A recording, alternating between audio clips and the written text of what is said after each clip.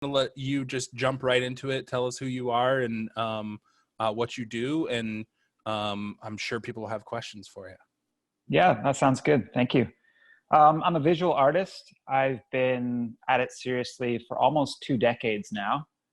I went full-time around 2005-ish, and then I've had a few part-time jobs here and there, but for the most part, I've been, making a modest living of being an artist.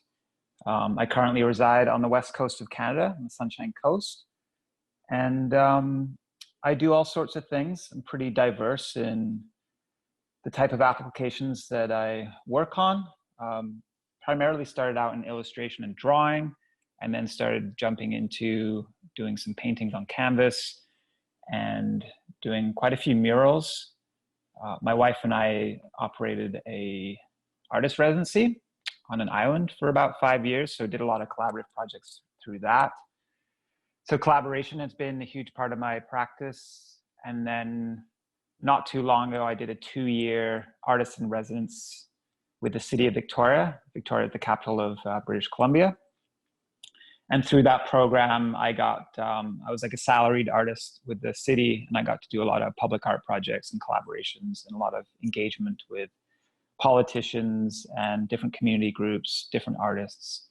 So that was a really amazing experience for me. And then the past year, I've just been doing a lot of studio work, a little bit of commercial work here and there, and just recently finished up a project that I spent about 3 months working on.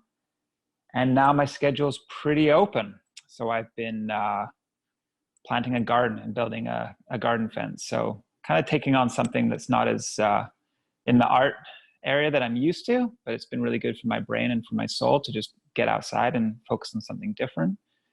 Couple questions that I picked up in the brief about this talk. What does it mean to be working as a creative? I love it. I love the lifestyle that I've sort of carved out for myself, the freedom to, work on my own schedule for the most part. I like the ability to be able to travel with my work. Obviously now is, a time where that's not really an option, which makes me pretty sad, but it's obviously more important things to be concerned about. And I really love the ability to connect with different creative people and have that collaborative approach. And not just with fellow artists, but just with other people that maybe haven't really thought too much about art, and sort of working in different departments and different people that have different kind of skills and mindset. I love art. It's a huge part of my life. Sometimes I need to sort of take a vacation from it, or just focus on different things, go out in nature, play different sports with people, engage in different activities, because I find that I can almost become like too consumed by it. But I have a loving and supportive wife that, helps me see things differently. And so that's been a huge part of it. What I wish I knew before leaving art school, I didn't go to art school. I was self-taught. First thing I did out of high school was I hitchhiked across Canada with a friend, and then started doing a lot of traveling around the world, visited a lot of countries, went to a lot of art museums and galleries, got through some education through that. And when I first started out, I said yes to a lot of things. I did a lot of gig posters for friends, bands, any opportunity that I could have to get my work out there in the world, I would say yes to things. So I just put it all out there. And then when I started making an income through art and getting paid opportunities and gigs, I started to refocus the aspect a little bit and start to be somewhat particular about the kind of work that I would do, or the kind of people that I would do work for, and maintain some level of integrity and ethics to the companies and people I work for.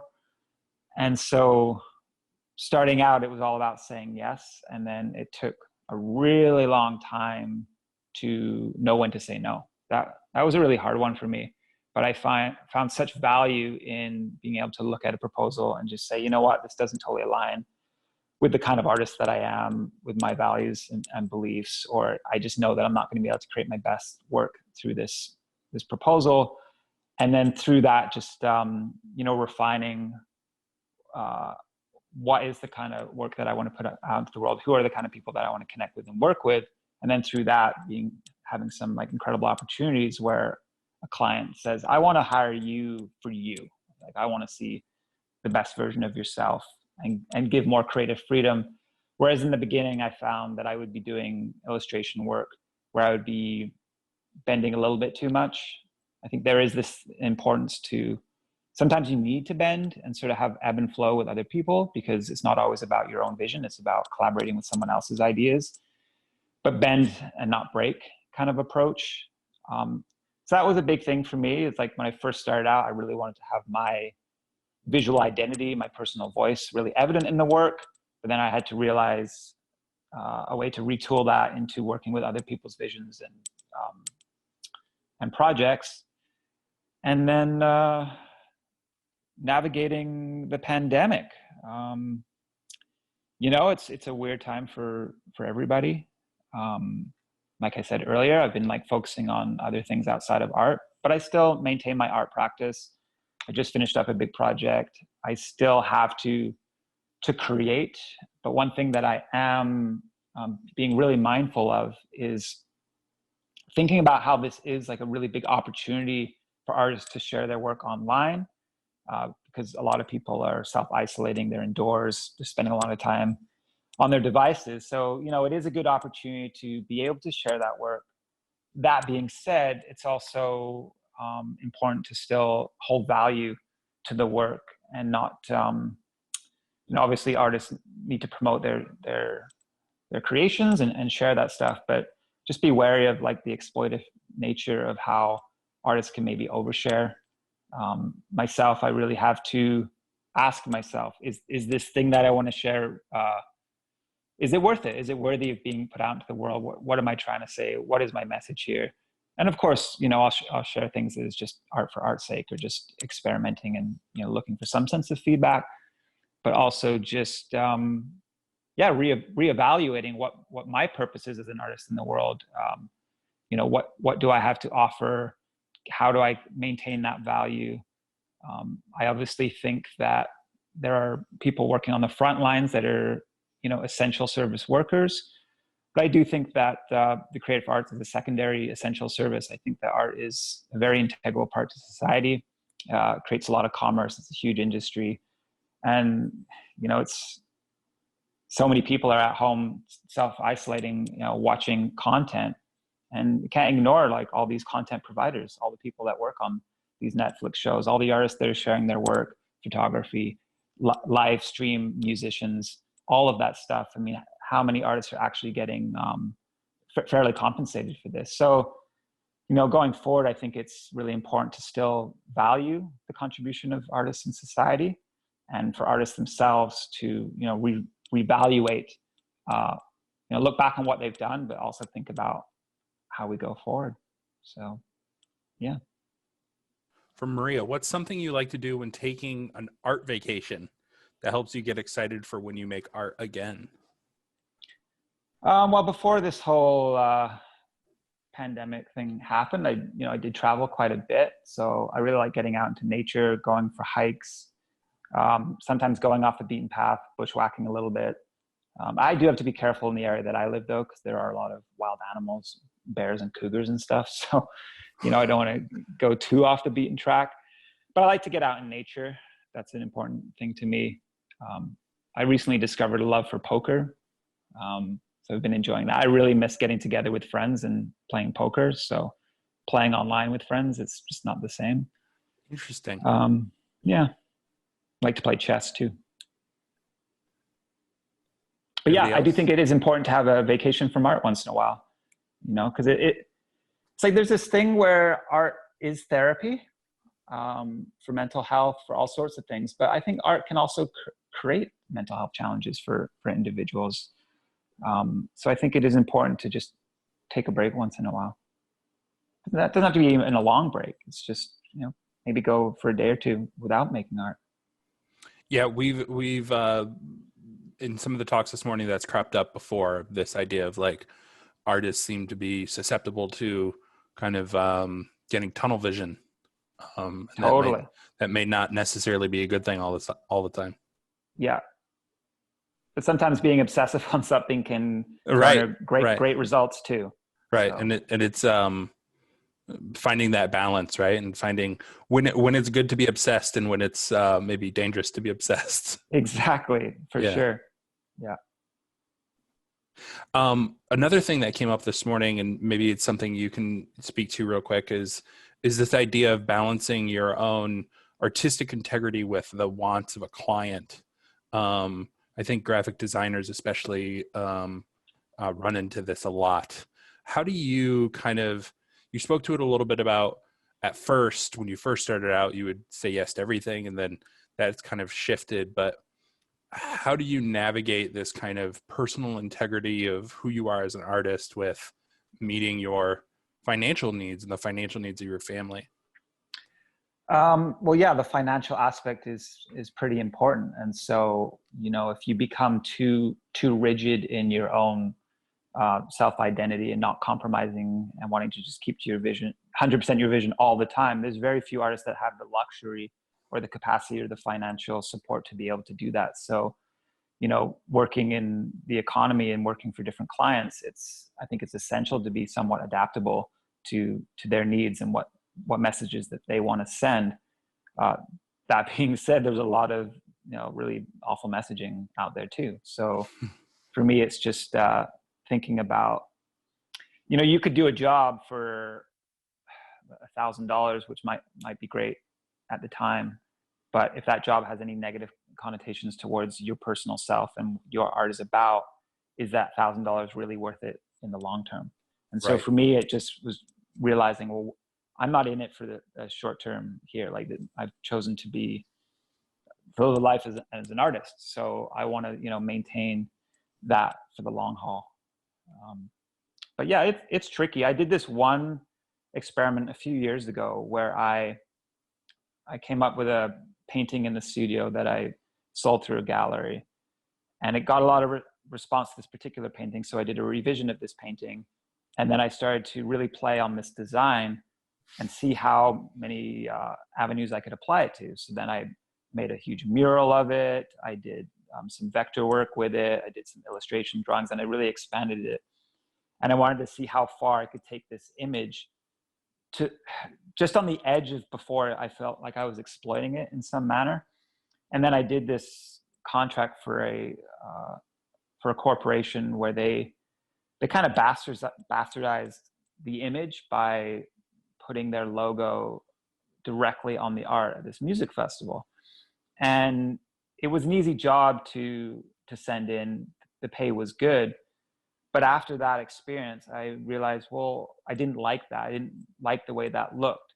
So I felt like I had to actually have the experience or have the distaste of saying, well, I didn't like that, instead of just sort of making sort of assumptions about what if, or, what could be. To actually go through that experience, I think is important, to see it for yourself. And then you can basically make decisions after the fact, within reason. But I think sometimes it's okay to mess up, make those mistakes, and just be like, okay, I learned from that. Now I don't want to do it like that anymore. I wanted to ask you about, I saw in the thing that you work for Cartoon Network, or you did a project for them, and I wanted to ask you about your experience with them and like what all did you do, and if you enjoyed that project. And I'm so sorry for coming in late. No, that's totally interesting inquiry. So I did, many years ago, I did a lot of like collaborative zines and drawings and stuff, and just through like different communities across Canada and the States. And I came connected with this artist that worked for Cartoon Network early on. This was like 10, 12 years ago. And they reached out to me to be a part of this calendar that they were putting out. It was for Adult Swim. And then they put out this full color zine with different artists. So that was years ago. And then a couple years ago, I started having this conversation with this artist about possibly doing a mural at their headquarters in Atlanta, in between 2 floors. And it was an amazing gig because it was corporate. The pay was good. They flew me out. They put my wife and I up in a nice hotel. They treated us to like a really fancy meal. Like it it was really nice experience because of, doing so many projects for so many years and then be sort of treated as an artist with this like sense of like, hey, we really appreciate what you do. And we have the means to be able to celebrate that to you. And the crew were super great. There's a little bit of dialogue in the beginning about what they wanted, what their visions were. And then they allowed me to just go for it. So I guess the point of what I'm getting at with saying this is it wasn't just like Cartoon Network. One day it was like on the internet, hey, we need a mural. Let's go find an artist. Oh, I see this guy's work. It was like creating that relationship from like a decade ago of like contributing to the smaller stuff maybe that leads to the bigger stuff. Not to say that the smaller stuff is small. At the time, the smaller stuff meant a lot to me and it is big. But I think it's about like just contributing to community and fostering those collaborations can lead to, different opportunities later on.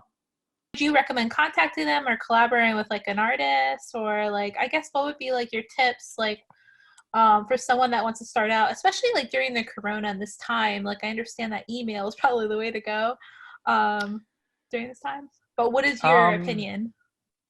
Well, when I first started out, like social media and email wasn't like the thing. Well, I mean, email was a thing, but I would reach out to people through mail. Like I would send hand-drawn postcards or like little booklets and stuff. So I'd create relationships through that, to actual like physical, tangible items that people could like connect to, or an art director could like put a postcard up on their wall or whatever. And then hanging out at Cartoon Network and realizing that like all the people behind the scenes are just like total weirdo art freaks, just like me. And it's like, it's cool to see that that's what it is. And I think it's about finding those sort of niche things that you are into, that maybe that someone works there is into too, and then like connecting through that way. I feel like it's really hard to sort of approach like big corporations or like big galleries or whatever the thing is you're trying to go like head on. I think it's about like finding some sort of a way in, or a connectivity to like, what is that gallery into? What are the kind of artists that they're into? What is that like Cartoon Network? What are they into? And just sort of going at it from that way. Just finding like building on community, building on like other people that share the same interests as you, and then working on that portfolio and then promoting it, getting it out. Emails are so easy to just kind of look over. So I think it's about like creating the work that you want to share into the world that creates interest through others, and then the interest from like different companies will then come after that, if that makes sense. Yeah, that was really helpful. I don't want to hog the whole conversation, but I have one more question. I wanted to ask you about postcards. You brought that up. So like, do you still think that's like a thing? Like, do art directors like look for that, or what are your thoughts on that? Or like, have you had a lot of like good luck with that, like sending out things and having a tangible thing as opposed to something digital? Because you're right, people can pass by emails all the time and they read them, and it's easy to get caught up with life. Yeah, it's kind of tricky for me to comment on that because I'm 40 years old, so I grew up when pre-internet, and then like post-internet boom, and like social media and all that stuff. So it's harder for me to like know exactly what to advise to a younger generation that wasn't used to like mail art and like shipping through things through the mail, or like looking out for bands through like records and stuff like that. Like everything's so digitized now. But I think there is value in tangible things. I think there's when someone actually makes the effort to do something that's above and beyond the regular like way of communicating, I think it shows. And it doesn't have to just be like through mailing something. I think it's about like through public art, putting things actually in physical space, or putting on art shows. And obviously with this like COVID thing, it's like making us all just, well, I can't speak for everybody, but like missing like people coming together and going to an art show, or seeing a mural out on the street and seeing someone painting it, and all that stuff. I mean, I think it's great that we're able to talk here through digital means, and it's amazing that artists are able to stream their stuff. But I don't think we should ever lose that, like, not that stuff that's offline. I think it's important. Another I agree. thing too, Thank you for answering. Yeah, you're welcome. Another thing that happened sorry. for me earlier on is that I would go to magazine shops and look through magazines and just like look up art directors and just write down their name and address. And then I would just print postcards and then just start mailing them out to people. That might seem like super old school, but that's like how I started. Yeah, once in a blue moon, I'll like DM someone and be like, yeah, what's up? But like, I don't know. It's just not something that I like started out in. So it's hard for me to like totally know like if that is the way to go. Obviously there's immediacy to it though. And it's like direct. So there's benefits to that too. Well, thank you, Luke. I really appreciate it. Thanks for rolling with the punches with us here. Yeah, and, my pleasure.